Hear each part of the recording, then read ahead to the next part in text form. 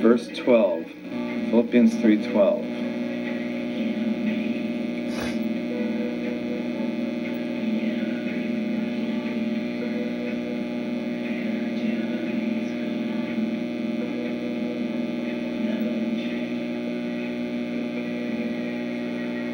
Okay.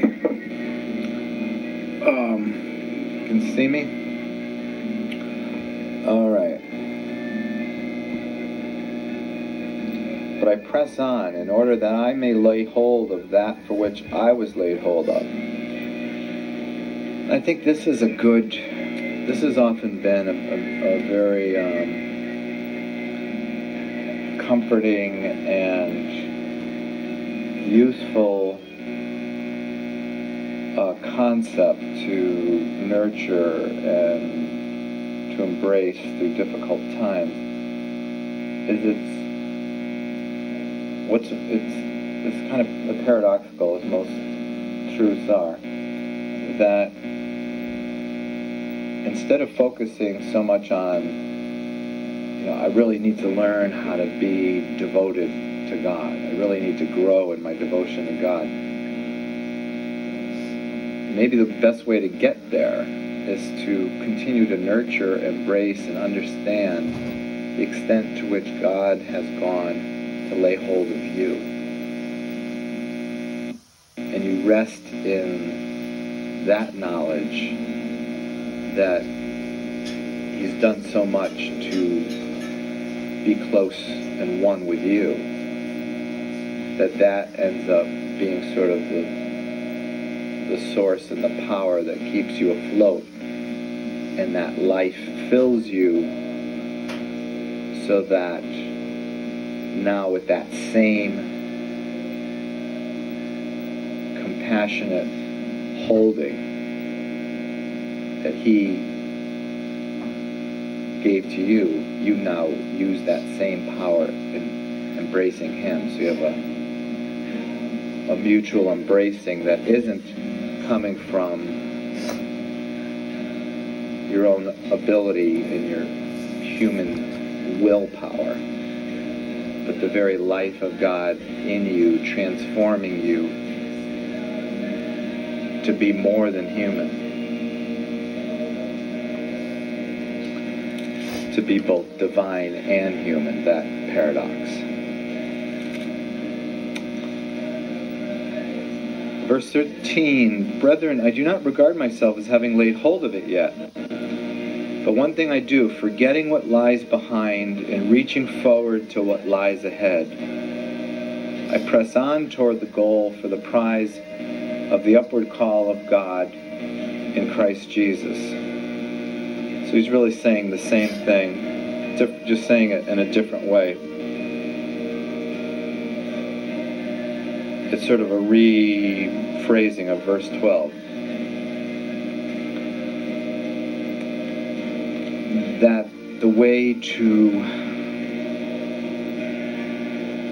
keep this Spirit of God alive in you and operating fully in you, so it transforms your baser nature into a more divine reflection of true eternal spirit. You need to forget the past and continue to seek that precious goal of being free from the entanglement of serving your lower self.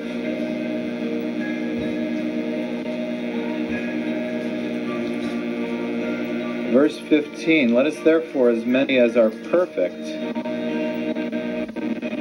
have this attitude, and if in anything you have a different attitude, God will reveal that also to you. However, let us keep living by that same standard to which we have attained.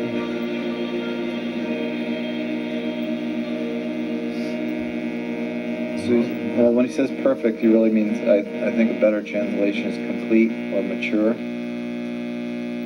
So, once you've been through so many things and you get to the point where you really, you accept the death of your former self. You accept the suffering that will result from letting go of those attachments.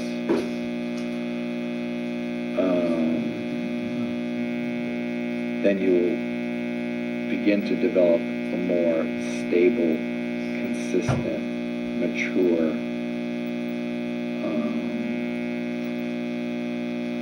character that reflects the divine life that is ever before you and ever calling to more and more intimacy, more and more love, more and more compassion, instead of focusing on, I should have done that, if I hadn't have done that, oh my gosh, why did I do that? All the listening is just kind of getting spiraling down. 8 minutes left and the music stopped. We don't like it without music. I get all crazy without music.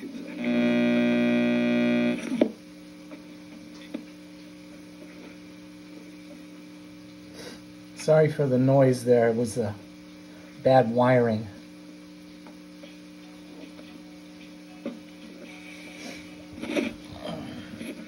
Sorry about that. I tried to pick a CD that was going to make it an hour, but it didn't quite make it. Again, this is Iron and Wine, in case you're interested. That's the music you're listening to.